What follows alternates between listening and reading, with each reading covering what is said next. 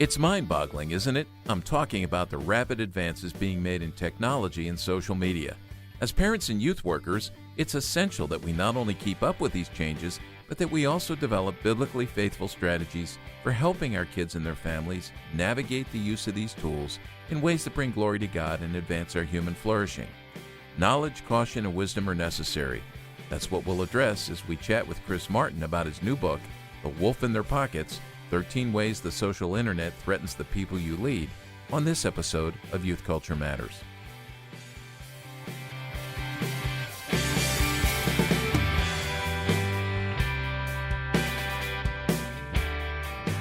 From the Center for Parent-Youth Understanding, this is Youth Culture Matters. If you're a parent, youth worker, educator, counselor, grandparent, or anyone else who cares about kids, we're glad you've joined us for this practical, informative, and hope-filled podcast. This is a place where together we talk and think Christianly about the rapidly changing world of today's children, teens, and young adults.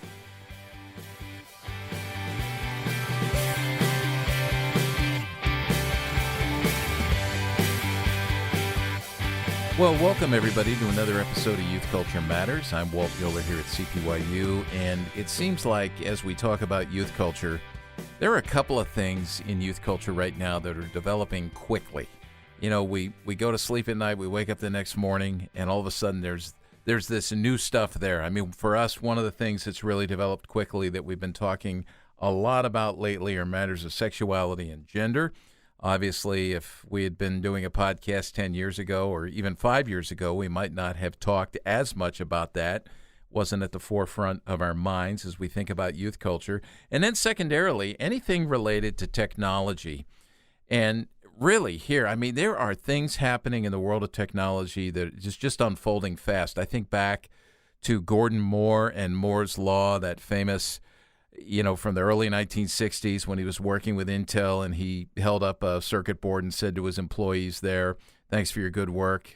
Because of your good work, we can put X number of components on this circuit board this size, and because of your continued good work, let's just wait another year. It will have doubled, and that's become known as Moore's Law, just exponential growth, and it is happening and happening fast. And we know that youth workers and parents, you are on the front lines of guiding kids into a faith that's integrated into all of life, and certainly our faith in God needs to be integrated, our discipleship needs to be integrated into the world of technology, social media, the devices we have, all sorts of new things on the horizon, and I can think of nobody that I'd love to talk to about this with more than Chris Martin. So Chris is joining us. Chris, we've had Chris on the podcast before. I think it was way back in episode 147, if I'm not mistaken, and we talked about how social media is shaping kids, what we need to be aware of as parents, and we talked a lot about his book, Terms of Service, The Real Cost of Social Media, which, believe it or not, is it's not that old, actually. It was just last year, 2022. He's got a new book coming out that we're going to talk about. Chris Martin, welcome. So good to have you here. Yeah, thanks for having me, man. It's great to be back, and I so appreciate our conversations, and glad to talk about these things that, I think you're right. I mean, as when I go to events or speak with parents in my own student ministry, because I help lead the student ministry at my church, these kinds of things that we talk about here are often require the most attention. Yeah. So I'm glad to be here talking about it. Without a doubt. Just remind folks, Chris, of a little bit of your background and what you're doing now, and why you're writing about these things.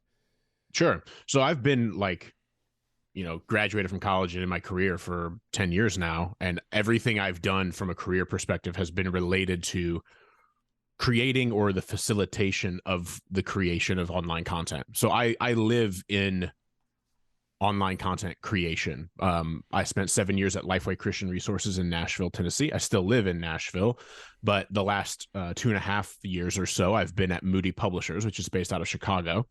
And in both places that I've worked, I've always been having my hands in helping use social media and online content for good, for the building up of people, helping spin up podcasts like these or more text-based resources and that sort of thing. And so I know this stuff from a professional perspective, I guess you could say.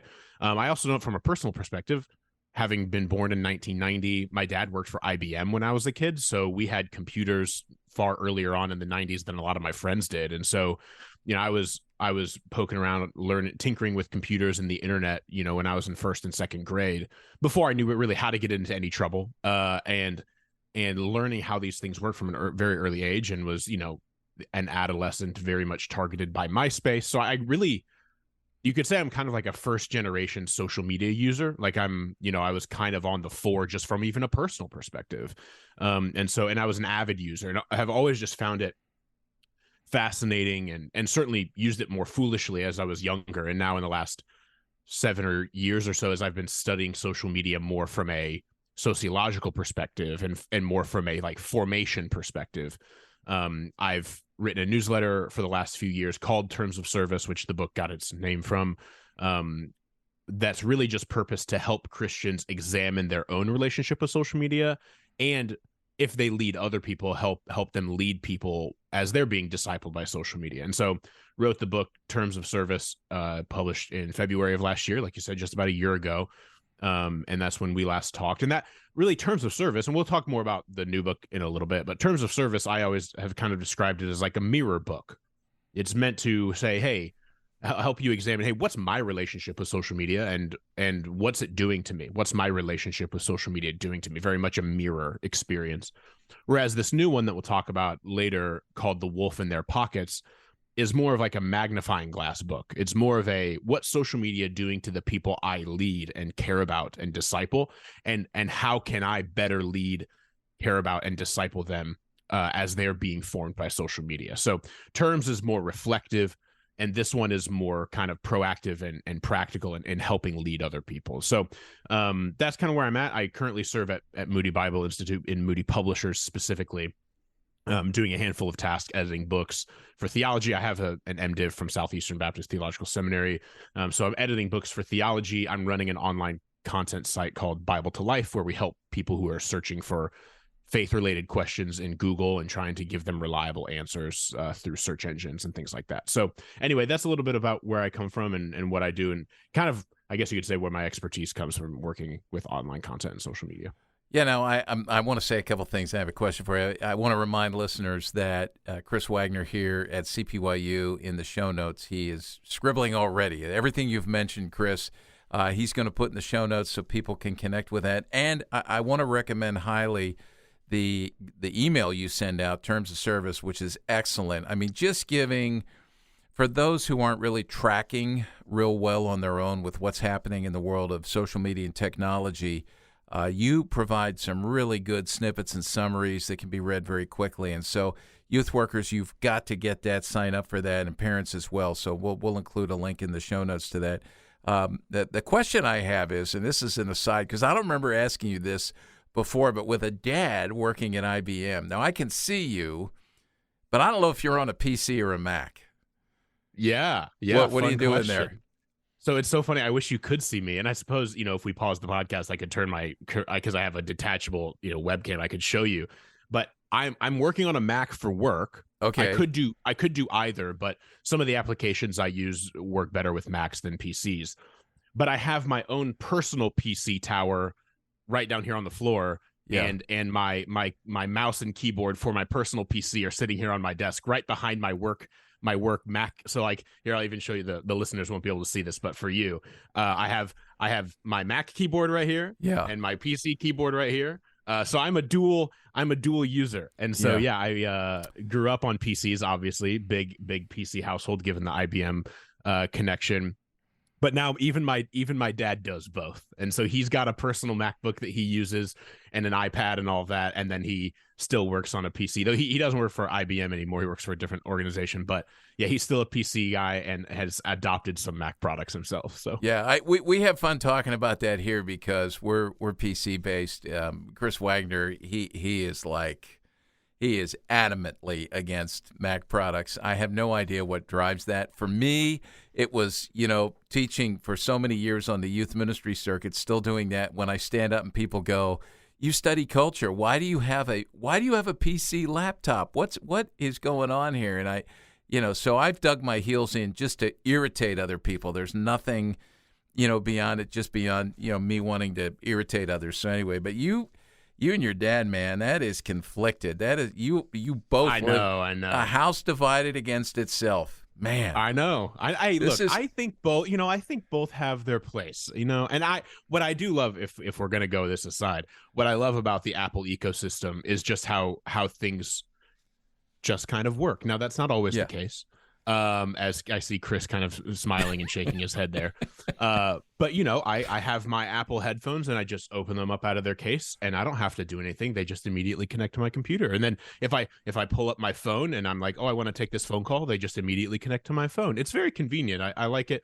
And I tend to be if I'm going to own one thing, I'd like everything to be a bit streamlined. So, if I wasn't an Apple guy, I'd be an all Google guy, like I'd be which is funny, like if, we don't need to belabor this anymore, but I am much more in favor of like Google software than I am Apple software. Like I hate Apple software. So I don't use Apple software, but I use Apple hardware. So even, I'm a bit, maybe call it hypocritical, whatever. I'm going to pick and choose based on whatever works the best. And I just think Apple's better at hardware than software. But anyway. I'm glad you have the time to do that. I just, man, as soon as you said IBM, my brain started working about your dad. Were you thinking that too, Chris? He was thinking the same thing. So I had to go down that road. So apologies to listeners. But those of you who have been around us know that this is always fun for us to, when we're doing podcasts or even, in seminars and things, to have these little tiffs. It's really fun to go there. So, all right, you and I told you before we started to record, I was really disappointed about this. Probably about a month ago, you and I were scheduled together on a Monday night at a Reformed Youth Ministries youth leader training in Nashville to sit on a panel together to talk and give our opinions and our thoughts on what are some of the big changes coming in culture. Unfortunately, I was on a plane at 10:45 in the morning, and they would not pull away from the gate because we had a bad tire, and that plane did not leave till the next day. And so I missed out. I got there on another airline late, but I was so disappointed because I wanted not only to meet you face-to-face, but to sit on that panel and hear what you had to say. You very, very kindly, and this was not at my request, but you put out a post here on your terms of service. It came in the email. My answer to a pressing question. You put it out on Valentine's Day, and it was about your opportunity to speak to the youth ministry staff folks at the RYM Youth Leader Training. And you were talking about what you're seeing as what's coming. And so could you talk about that? Because I thought this was brilliant just from your perspective. And it's always good for us to have a sense from people in the know, right, of, just what's your sense of what's coming and how can we prepare for that? So I'd love for you to just rifle through that a little bit. I think that's a great start for us as we chat today. Yeah. As I continue writing this newsletter, I do it every Tuesday, and outside of taking off some time for holidays and such, I've been doing it for 3 years now. I was like, oh man, I finished speaking at the RYM event, and this wasn't because I was the only smart person on the panel. The other two people on the panel, I think, are far smarter than I am.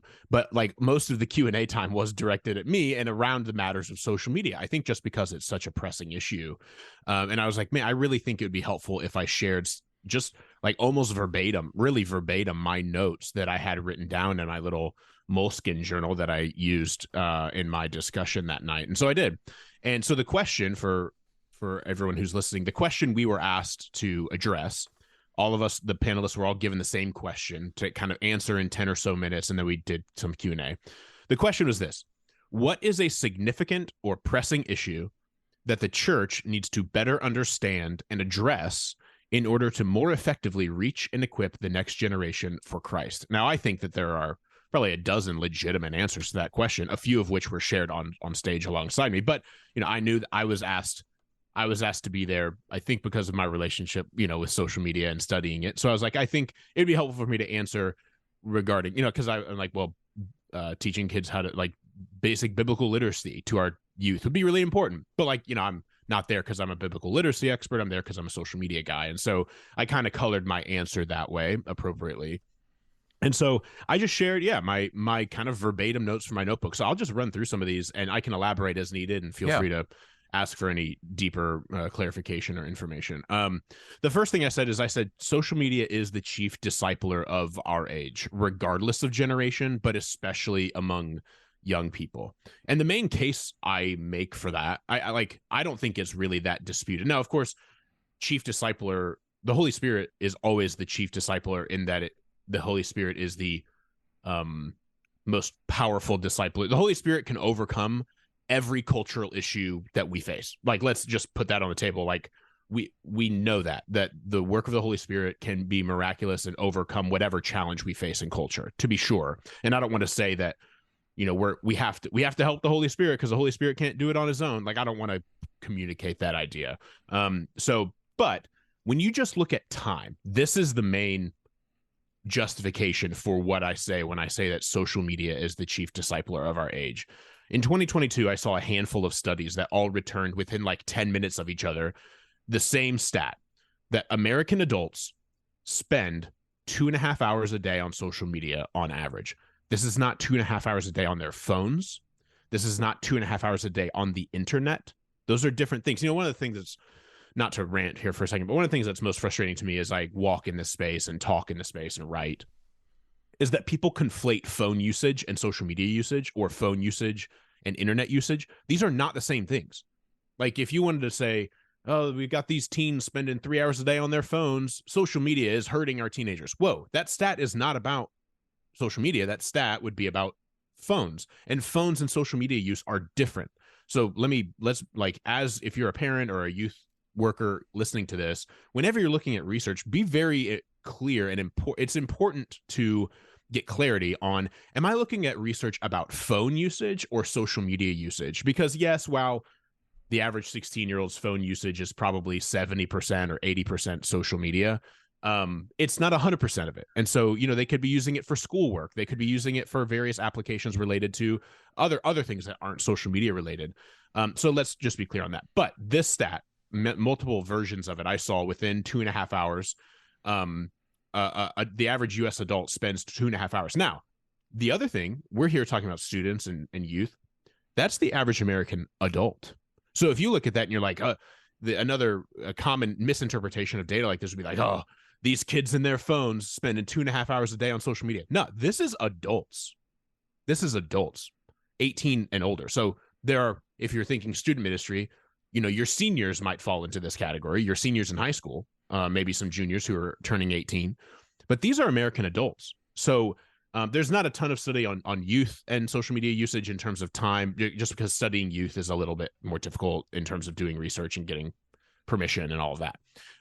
But youth, people under the age of 18 are certainly using it at least 2.5 hours a day, if not more. So if the average American adult is spending 2.5 hours a day, think about what else you do for 2.5 hours a day in a given day. You sleep, usually, hopefully, for more than 2.5 hours a day. And you work. If you work for more than 2.5 hours per day. There is nothing else outside of watching a 2-hour and 45-minute movie on a Friday night. But in a common day, we're recording on a Thursday. There's nothing I'll do for a single activity that I'll do for 2.5 hours other than work and sleep. I'll play with my daughter, that maybe that counts. But we'll be doing a bunch of different things in that time, and I'll be doing other things as we're playing. But if we're using our phones for social media, if we're using social media in whatever way for 2.5 hours a day, it is the third biggest use of our time, if you will, in the average day.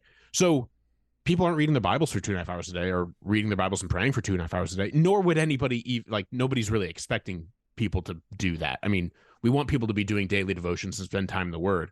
But I'm not expecting my seventh graders in my student ministry to be spending 2.5 hours doing that. And so that's why I think, as you look at that stat, this is not only a young person issue. I think one of the biggest problems with Christians' relationship with social media and our discipleship through social media is that we've relegated the matter of social media to the youth room. And I think it's really important that we don't do that. This is not only a student ministry and a youth issue. I think it is that, but it's not only that. Boomers are impacted by Facebook and discipled by Facebook as much as Gen Zers are discipled by TikTok. Yeah. But it is a young person issue. And that's why I think it's important for parents and student ministers to realize that your student, other than going to school and sleeping, and perhaps if they have an athletic match, is not doing anything more for more than 2.5 hours a day other than those two things and using social media. Yeah. Hey, well, let me get some clarification here. When you say social media is the chief discipler of our age, regardless of generation, especially among young people, just to clarify here, I think I'm hearing you right. When you say chief discipler, you're not talking here about Christian discipleship per se. You're talking about shaping life or misshaping life, forming beliefs, forming behaviors, kids asking about identity formation, who am I? Trying to find an answer to that question. Kids asking the developmental question, what do I believe? The process of worldview formation. I mean, you're talking about just teaching about life. And would you say, like I'll often say to parents coming out of a Reformed tradition, where they're familiar with catechesis or catechism, I will often say, culture is catechizing our kids 24/7, and perhaps the outlet, and I would agree with you, that's catechizing them the most. And when I say catechizing, just teaching about life, not necessarily Christian faith, but it's social media and technology. Yeah, social media. That's what I mean by chief discipler. Like nothing is shaping.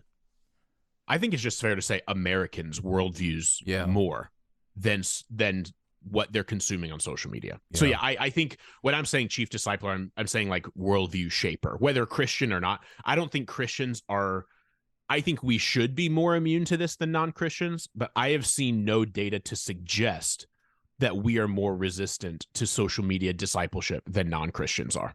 And we should be, but I haven't seen any data to suggest we don't spend less time on it. I've never seen a stat that shows, oh, well, the average American spends 2.5 hours, but the average Christian only spends 1.5 hours. I've never seen anything to suggest that Christians are better at pushing back against this influence than anybody else. Yeah. And I would say, void of data, there's no data, as you say, anecdotally, I think we're seeing, what you're saying. It's, I mean, we almost don't need the data. I mean, the data would be nice to have because maybe that'll convince some people who are data driven. But anecdotally, I mean, we're doing a horrible job, not only individually in our own lives, but training our young people and even in the church of nurturing our folks into thinking Christianly about this. Okay, go on. Yeah. So another point that I made in our discussion at the RYM event here in Nashville is that teens are always in the hallway. Now, I may have talked about this even a little bit last time I was with you, because this isn't something I've just developed in the last year. In fact, I didn't even develop this idea. It came from Derek Thompson, who is a really great, like, people often describe him as like a data-driven journalist. Like he writes for the Atlantic magazine and does columns once or twice a week, where he'll often look at data and kind of extrapolate, like, here's how this affects our lives. Well, he has a really great book that was published, I gotta say 2016, 15, I'm not sure, called Hitmakers, which is really just a kind of, instead of just a column from him, an entire book looking at a bunch of different data on kind of like why things get popular, why things go viral on social media, why different songs become popular, like what makes things take off and become popular aspects of our culture. And it's a super fascinating book, and still relevant today, even though it's probably 6 or 7 years old. In that book, he talks about social media and anxiety among teenagers, which the data was pretty foggy back then, and it's become a lot more clear now, the relationship between social media use and anxiety within teenagers.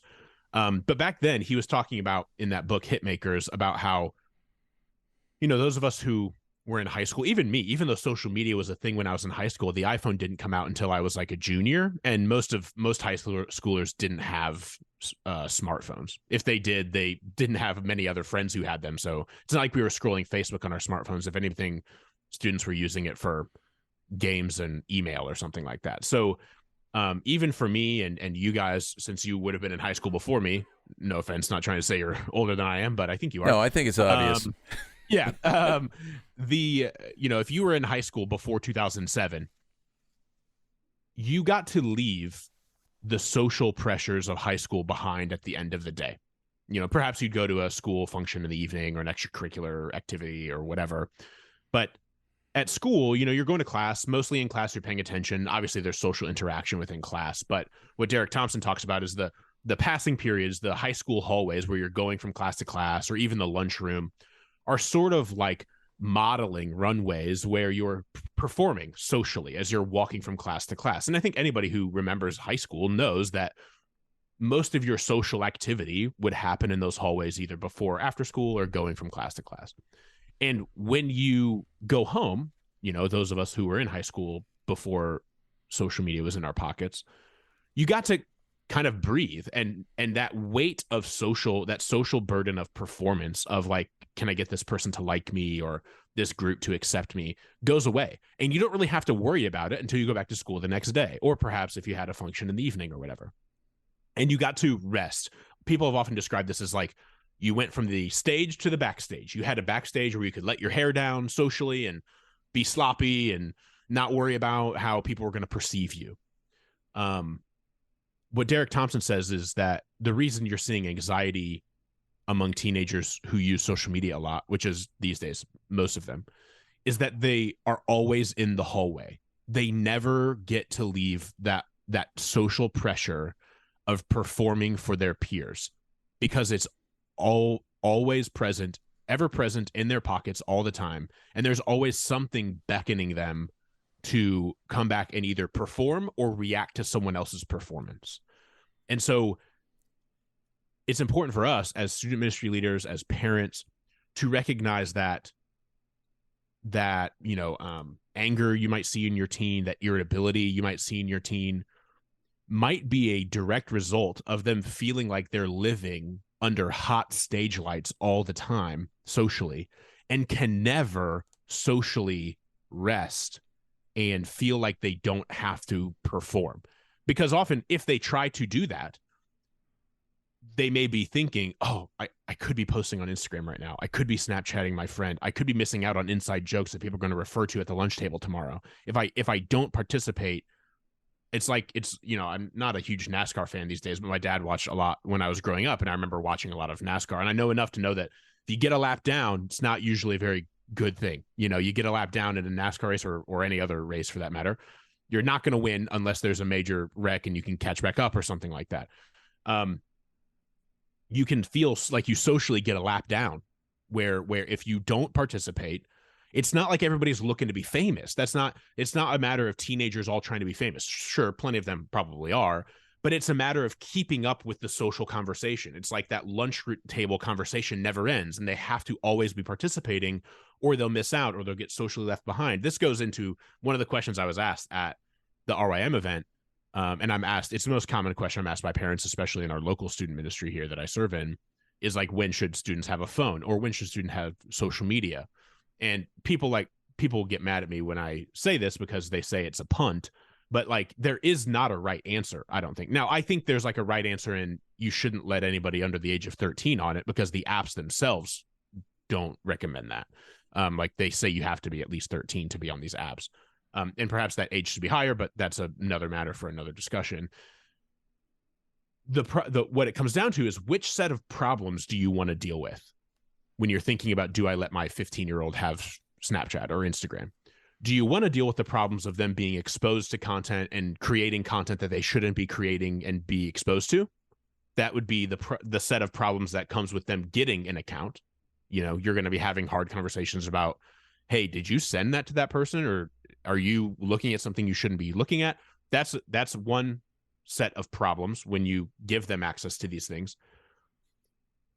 And that causes a lot of parents to be like, I'm never letting my kid have social media until they're out of the house, or ever, as far as I'm, they're before they're 18. However, and I think that's fine and wise. I don't think there's anything wrong with that. What I think a lot of parents don't calculate is the cost of that, because the other problem on the other side is, if you don't give your student access to social media when they're 15 and all of their friends have it, you may not have to deal with the problem of them consuming and creating content that's objectionable, but you will have to deal with the problem of them feeling socially ostracized, being bullied, perhaps, and all of the bad feelings that come with feeling like I'm left out and my friends don't talk to me because I can't be a part of that group Instagram DM. And so that's no small cost. You may think, well, kid, just deal with it, get new friends. I mean, come on. Remember when you were in high school? It's not that easy. And so I've talked with parents who are torn because they're like, I'm glad I haven't given my kids social media, but man, it's so hard for me to see them struggle socially and be kind of ostracized and cast out because they can't participate in these group chats on these various apps. And so that's a cost too. So that comes down to, as a parent or as a student ministry leader, if you have some say in these conversations, there's not, oh, this is clearly the right decision. It's more of a, would you rather deal with this set of problems or that set of problems? And I think that comes down to the kid and the parents and just trying to navigate those things with as much wisdom as possible. But I do think that we have to recognize that if we're seeing our teams be irritable and they are using social media, they may feel like they could just be being teenagers. I was irritable as a teenager and I wasn't, posting on Snapchat because it didn't exist. But it could be because they feel like they're under hot stage lights all the time and like they constantly be having to perform and they simply cannot rest socially. And so I just want parents and student ministry leaders not to let students off the hook or anything like that, so much as just have a little bit of grace and recognize that they may feel trapped. And I think that's a very real feeling that a lot of students feel. Yeah. Yeah. Anything else you want to share from that night? Yeah, I'll share one more thing. The kind of point I made at the end is that you can't out disciple social media with sermons and programs by themselves. Just think about it like because of time. Now, I think the Lord, the Holy Spirit, can work through a single sermon that somebody just shows up to one time on a Wednesday. Definitely. But I think when you look at, students are probably spending at least 2.5 hours a day on social media. If they're really good church kids, they're probably coming to church for that amount of time in a week. So you have to, I think, use your gathered time as student ministry leaders. Use your gathered time in large part to equip students to be spending time engaging their faith on their own. Now, hopefully student ministry leaders are doing this already. But all of this is to say is it's never been right or okay for students to get the primary form of spiritual development at a once or twice a week event. That's never been healthy. They need to be in the Word and praying on their own. But I think even more so now, if we hope to combat the influence and discipleship of social media in the lives of students, we need to be doing everything we can and exert as much effort as we can toward helping them be in daily rhythms of worship in regular life, rather than just hoping to catch them once a week or twice a week at various experiences we may offer. Those things are good when we do catch them at those experiences, rather than trying to, just teach them, here's what James 2 says. That's all good. Like, teach them what James 2 says, but also teach them how to study James 2 on their own throughout the week. And teach them the importance of, like, here's how you can carve out, the biggest thing I hear from students is, I just don't have time. You have time for what you make time for. So teach them how to manage time, teach them how to make time for 10 minutes before they leave for school or when they get home or whatever else. I think to the degree that we can, use our gathered time in ministering to students to help them own and create margin in their daily life to be discipled by God's word and to speak with God through prayer. That will be more effective at pushing back the discipleship of social media than just hoping that our occasional youth sermon does that. Yeah. So this is good. Hey, thanks for catching me up on what I missed. This is really good. We're going to take a break. When we come back, we're going to continue our conversation with Chris Martin, and we're going to hear about a new book that's being released just as we're recording this podcast in literally, hours, days, right? So we're going to come back and talk about that, a new book that'll be helpful for all of us. Stick with us.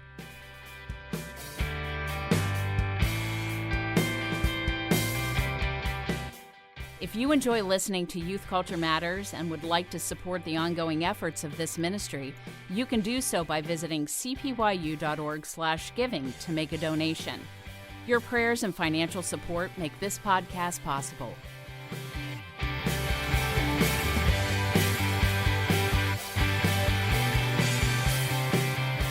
Well, welcome back, everybody, to Youth Culture Matters. We're having a conversation with Chris Martin, and we're talking a lot about social media, technology. This really is in the wheelhouse for Chris. He's written a book called Terms of Service, The Real Cost of Social Media. That came out last year, just about a year ago, in February of 2022. And in March of this year, there's a new book that Chris has written called The Wolf in Their Pockets, 13 Ways the Social Internet Threatens the People You Lead. And as soon as I read that title, I'm going, oh, man, this is another book that I have to read. It's not begrudging, by the way. It's just the task of all these books I have piling up, and this one will go to the top of the pile. So I'm looking forward to reading this. Chris, tell us about this particular book and what people can expect in this, why you wrote it. Yeah.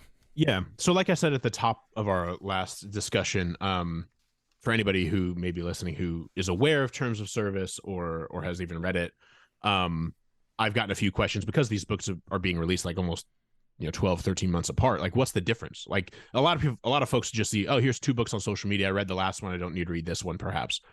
And I understand that. I see these books as very different, and I want to briefly explain why, and that'll help explain kind of the impetus for this.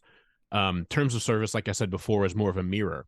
First of all, it was written to be read by Christians and non-Christians alike, and I was very intentional about that because I think that while I wanted my Christian worldview to be present, I thought the matter at hand was applicable to both Christians and non-Christians alike. And so it wasn't written for leaders or parents or anyone who's in any position of influence per se. It was really written for anybody who feels like their relationship with social media is becoming a little all-consuming and a little overwrought, and they want to figure out how to manage their relationship with social media in a more effective way. It was what I call a mirror book. Let me look at myself here and see what I could change about my relationship with social media. The biggest response, I talk to pastors a lot. Part of that's because of my job, and part of that's because of me writing about these subjects. I want to always be serving pastors and church leaders as best as I can. And so I'm always kind of polling them for, hey, what kind of resource in this area could you use that would be helpful? And as I was writing Terms and after Terms came out, the biggest form of feedback I got was, we could really use a book specifically for leaders on this subject. And I said, you're right. I think that would make a lot of sense, and I'd be happy to write it. So, I mean, literally, I think weeks, not even weeks, maybe a week after Terms of Service came out last year, I was well on my way to writing this book. I know it was before it came out, when I turned Terms of Service in 6 months before that.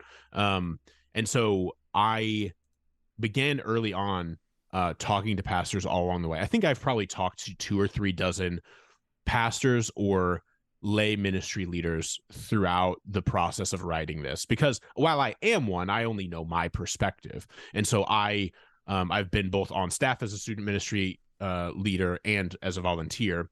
And I'm currently a volunteer, whereas I was on staff for 3 years, just a year or 2 ago. And so I talk to pastors from all over the country who pastor in all different kinds of contexts. I talk to a lot of parents as well. And what I decided to do is write this book that was more of like I call it a magnifying glass, not to scrutinize the people that we're leading so much as it's less about reflecting on the reader's relationship with social media and more about figuring out how social media is impacting the people we lead and how we can better lead and love and disciple them as they're discipled by social media. And so how I describe this book, frankly, is like Terms of Service was a social media book. This is a leadership discipleship book in the context of social media. So this is not like a social media book. I wouldn't call it that. It's more of here's how to better lead and disciple people in a context that is being mostly led and discipled by social media and relationship with the internet. And so as I sent around the table of contents to 2 or 3 dozen ministry leaders and parents and said, hey, how's this table? Are there any topics I'm leaving out? I sent the full manuscript out to about a dozen people who volunteered back when I was writing it. They gave me all kinds of feedback that was very helpful. And so every chapter is just about a topic. The first is about entertainment and how our desire to always be entertained is always at the fore, and how can we as leaders or parents help our children or students the people in our churches recognize that being entertained is not the most important thing in the world. That's a big subject of that chapter. Another chapter is on seeking humility, on how social media is really good at making us feel like we are the main character of the world and our stories. It's really easy to feel like you're the main character, but we're not. And when we make ourselves the main character, even if you wanted to make a logical case for, yeah, you're the main character of your life, who would it be? Your mom or your dad? Or who? You can only be the main. Well, okay, fine. But when you start to think of yourself as the main character of your life, you start to see other people as subservient to you. And the social media, again, reinforces that. How do we push back against that? And that can just become so insidious and toxic. How do we recognize that Christ alone is at the center of our lives and we aren't?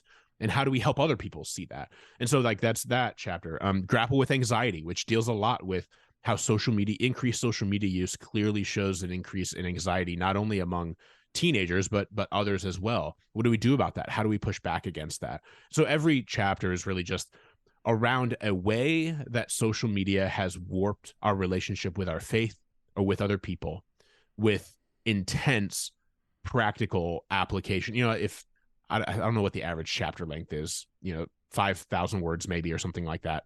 I would say at least half of the words in every chapter are dedicated to practical, helpful steps of how to try to disciple away from social media's grip on our hearts, and toward Christ-likeness and freedom from others' influence through social media. So that's just a little bit of how it's set up and what the point is. Much more practical than the last work, specifically for those who are leading, parenting people who they fear may be gripped by social media more than Christ or his word. Yeah, I'm going to ask you a question that might be a little bit unfair, but I'm going to ask it anyway. Yeah. Of the 13 that you mentioned there, is there one that in your mind really sticks out like, man, this right now, today, is the most urgent? It's a great question. And I'm going to hedge. I'm going to answer your question directly, but there's another one that I have to say because of how prominent it was in the writing. So as I was writing, one of the questions I asked pastors and leaders in those like 2 or 3 dozen people I kind of interviewed with a Google form of like, please answer these 8 questions and that'll help me as I'm writing. One of the questions I asked was, how have you seen social media influence the people in your church? Like what is 1 or 2 topics you have seen people basically like shaped toward, what's the fruit of social media's discipleship of your people? And I did not tint it good or bad. I was not looking for bad answers or negative, bad fruit. Somebody could have said, oh, it's really helped people keep in touch with their families. Somebody could have said that. They didn't, but they could have said something like that. So this was open-ended, an open-ended question. Open-ended. There were no multiple choice. Yep. Totally open-ended. I had not even shown them the table of contents yet. This was helping me build the table of contents, actually. I think 98% of the people, maybe all but 2 or 3, said that the most prominent fruit of social media they have seen in their churches is the embracing of some wacky conspiracy theory. Wow.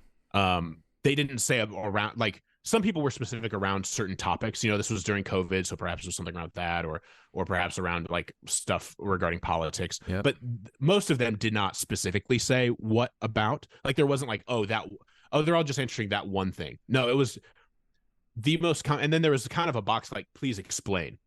And if I could like, a composite image of everyone's explanation was, yeah, I mean, like the degree, I'm speaking as a pastor here, the number of times I have been approached by people after a sermon in the last 2 to 5 years about, hey, pastor, great sermon, but did you know X, Y, or Z? Have you heard? Why don't you bring that up? Like, are you scared to bring it up? Like, why don't you bring this up and talk about it? I think it's super important that we talk about conspiracy theory A or conspiracy theory B. And the number of pastors who said basically, I'll occasionally have people come up to me and either encourage or criticize me about what I preached on or whatever. But the degree to which I'm getting people coming up and asking me just like, I saw X on Facebook, why don't you talk about it? has grown astronomically in the last few years. That was the most common answer that I got. Yeah. So I think that is, depending on your place in ministry, that is a youth pastor is not going to hear that quite as much, but a senior pastor may be hearing that kind of thing quite as a good bit. And I totally could see that.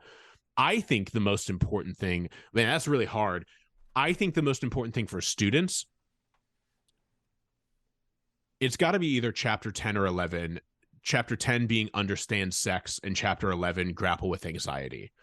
Students are being discipled by social media toward a lot of different topics. They're like, it's like, which of these topics are students' worldview being shaped on the most? I think sex has got to be the biggest one. That's probably age dependent, maybe not for your 14-year-old, but probably for your 17-year-old, it may vary. But I think the topic of sex is one of the topics on the fore with regard to how social media is discipling students. But then that's like the topic that's probably most relevant. But I think, there's new CDC study. I'm going to botch this percentage. Over half of teenage girls have reported having a severe bout with anxiety or depression in the last year or something like that. I don't remember the exact stat. Perhaps Chris can get the study. It's quite new. The CDC just released.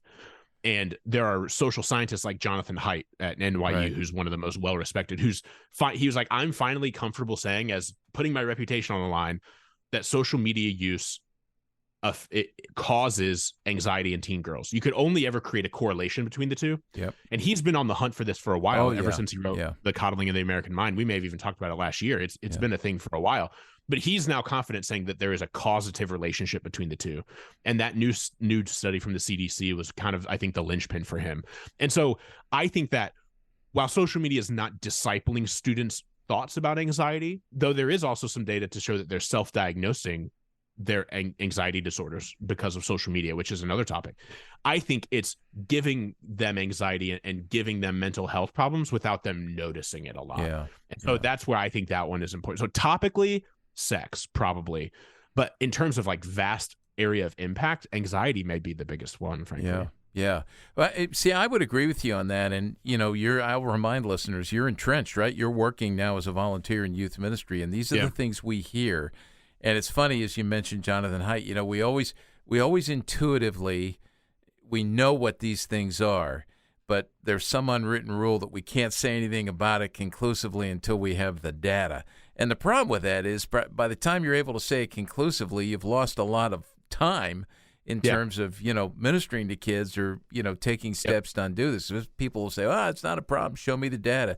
No, it is a problem. I'll show you this young friend of mine or, this person over here. And like you, I was sharing here in our office just in the last couple of days some stories that have come up that are just gut-wrenching about kids, the relationship with social media, the attachment to it, the addiction to it, sextortion, just all this stuff that's on the rise. And, of course, a lot of people say, that's just the extreme stories, Well, you're hearing them more and more because they're happening more and more. And our kids, we've got to remember that developmentally they're not like us, maturity-wise, wisdom-wise. And even with our maturity and our wisdom, like you said earlier, think about the foolishness that we as adults engage in mindlessly as Christian adults without thinking about the role that faith plays in all of this. So, this is good. I'm excited about the book. Again, it's The Wolf in Their Pockets, 13 Ways the Social Internet Threatens the People You Lead. And so that's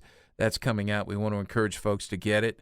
And I think, as Chris said, this will help you with not only understanding your folks, but I think especially in youth ministry and even in parenting, shaping our awareness of what is shaping kids and then being able to shape our responses. So, this is good. Let's take another break, and then we'll come back. I want to jump into a topic after the break that is it's just unfolding so fast. It feels like it's just the last 3 or 4 months, at least from my perspective, where this has really jumped onto the front and center stage of our culture at large, not just the youth culture. So we're going to come back and talk a little bit about an aspect of artificial intelligence that we all need to be aware of. Stay with us.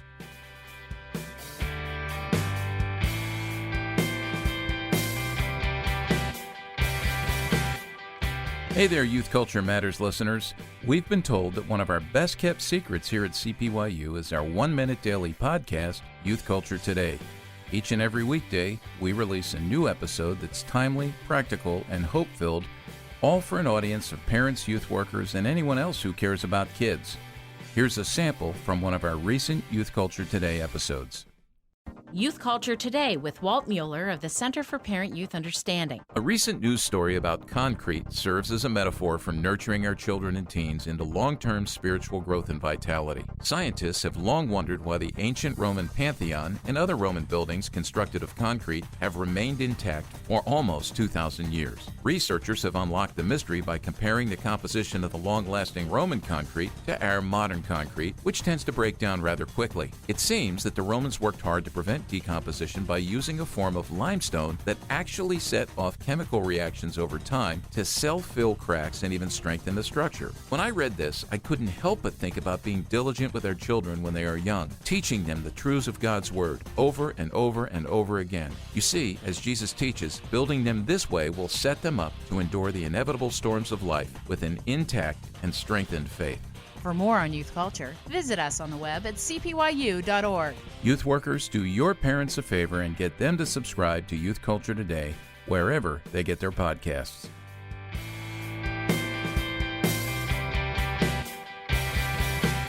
Well, as we finish up our conversation, I want to lob something out there that, this hasn't been lobbed into the culture. This is a fastball, and I think of baseball right now because we're all baseball fans. Chris, I'm looking behind you there. Is that Wrigley Field? I can't remember. I probably asked you about that before. Wrigley Field, and then you got those seats. Yeah, from Wrigley Field. That's awesome. Yeah, that's what was his name? Bartman. Is that Bartman's seat or is that? No.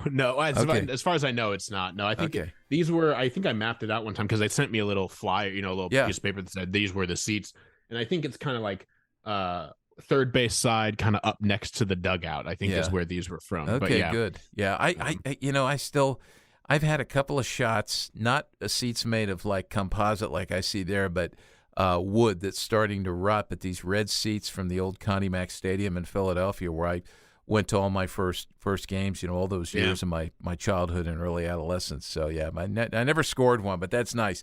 But I'm gonna lob something here about a fastball that's been thrown into our culture, and that's everything related to artificial intelligence, and more specifically, there's a lot of articles that are dropping right now about ChatGPT. I looked that up. What's that stand for?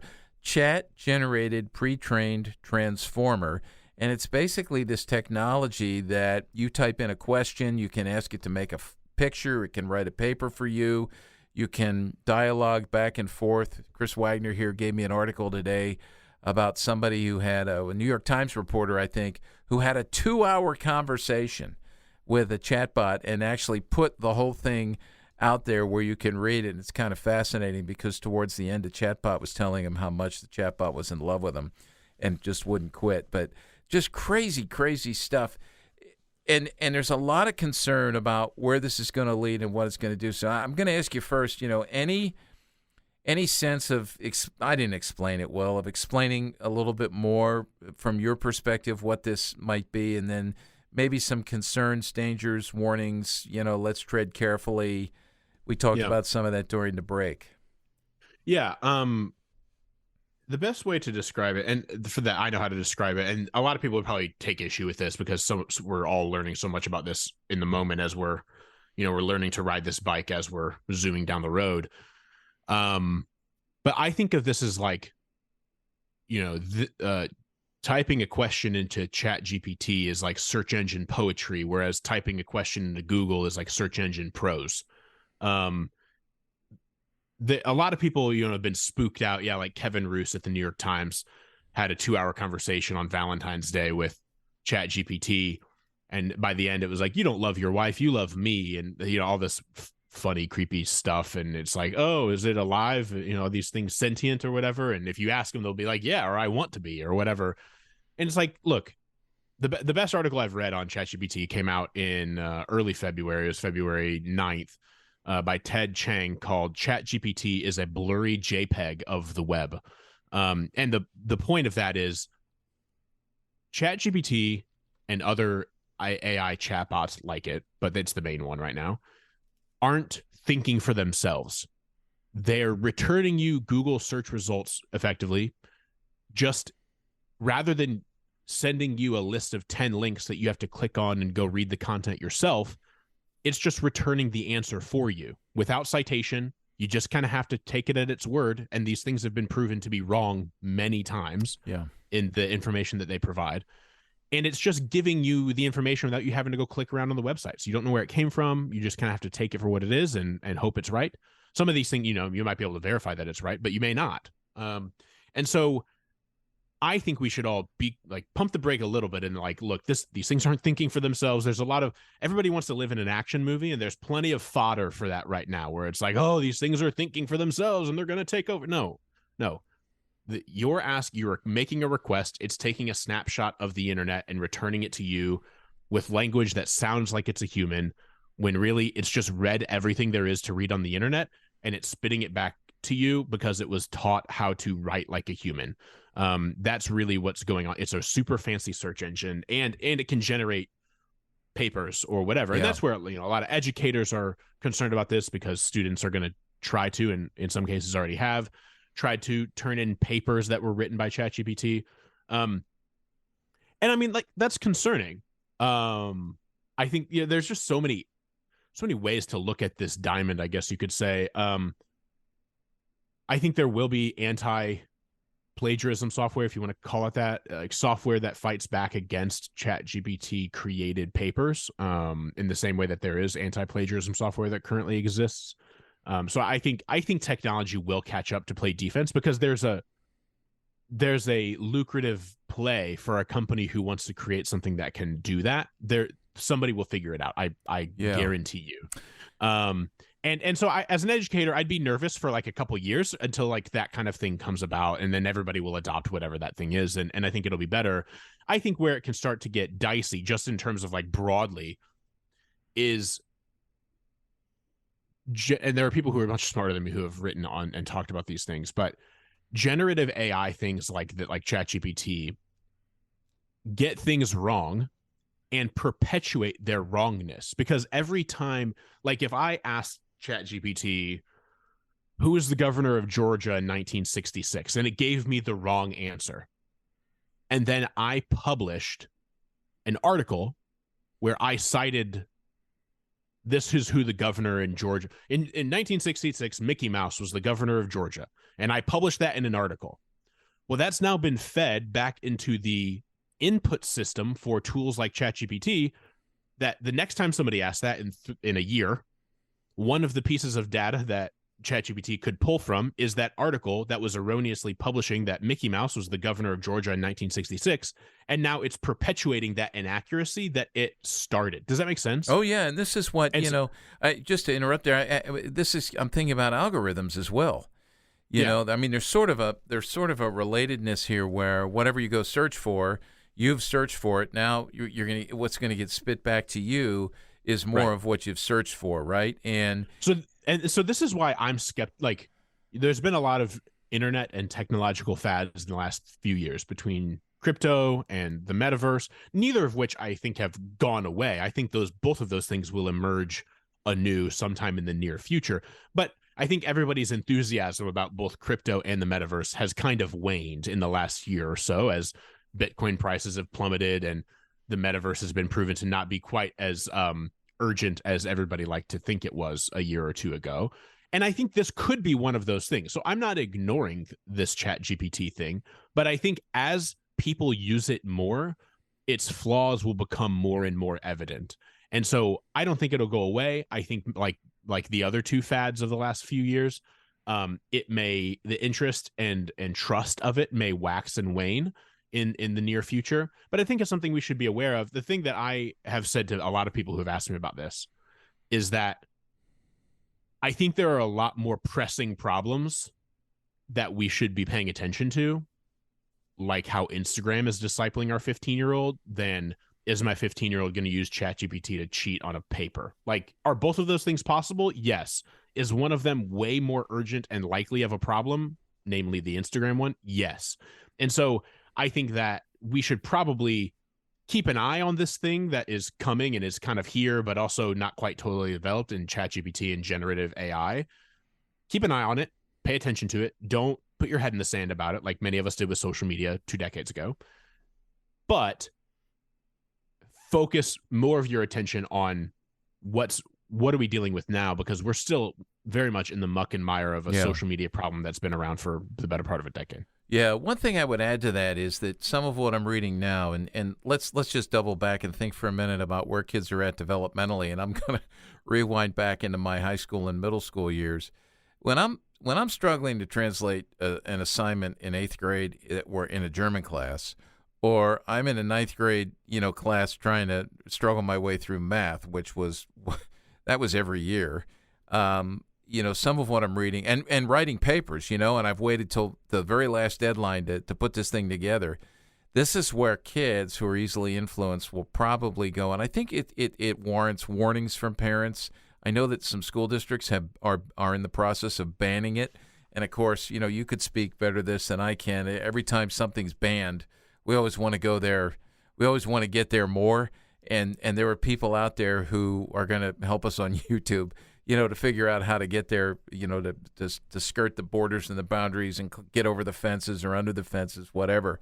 So there is concern about that. But I know in the educational establishment, there's just a lot of that. And then the other thing I would bring up on this, and I guess I know you've written on these kind of things, but just how, our human relationships with social media, like Sherry Turkle, Alone Together, that sort of thing.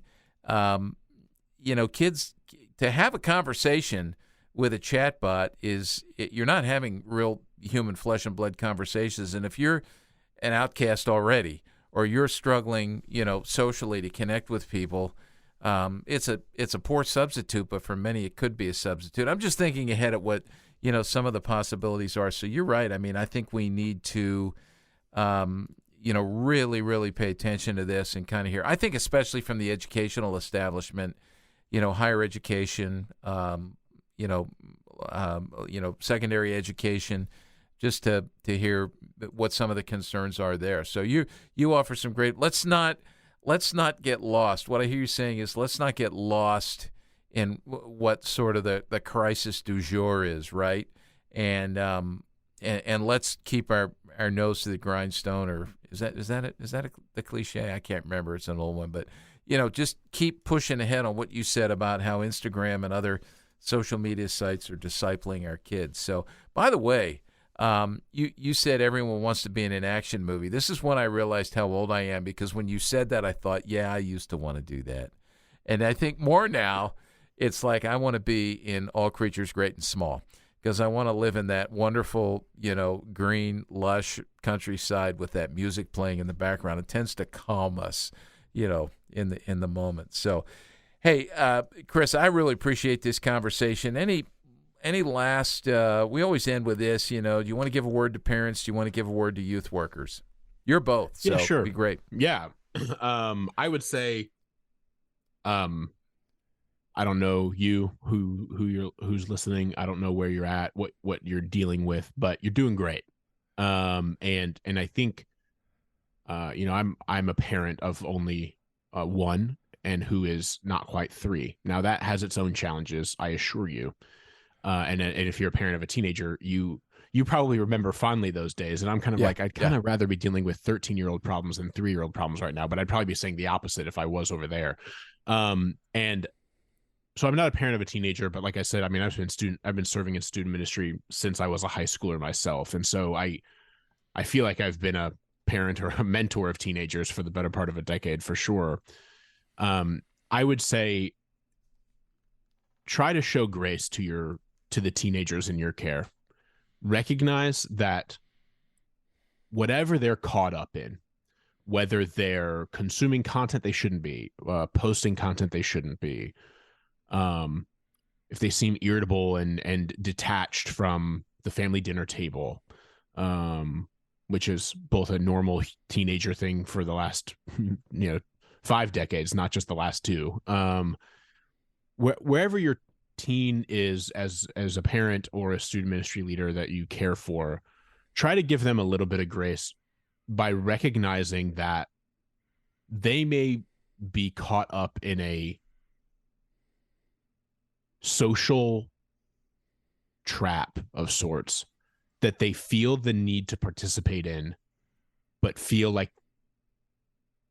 recognize is hurting them, but they don't know that they can do anything about it. And almost like a social prison of sorts where they feel the need to be present on platforms and be engaging on things and be up to date on various kinds of media, even if maybe they don't want to be, and they don't know how to get out of it. And they don't feel like maybe they can talk with you about it because they're ashamed, or it's weird to be awkward or hard or whatever. And so just recognize, because I've seen this enough in teenagers and young people beyond teenagers, frankly, that they may feel sort of caught up in something that they want to get out of, but don't feel like they can. I mean, you've heard this in regard to like a drug addiction or something. And I guess it's maybe more similar than we'd like to admit. But they just may feel like they need to be participating in a form of socialization that they know is unhealthy, but they don't know what to do. And that may be contributing to where they're at. And all I would ask you to do is, to the extent that you can, try not to get so frustrated with them that they feel also a sense of pressure or shame from you that may just compound what they're already feeling.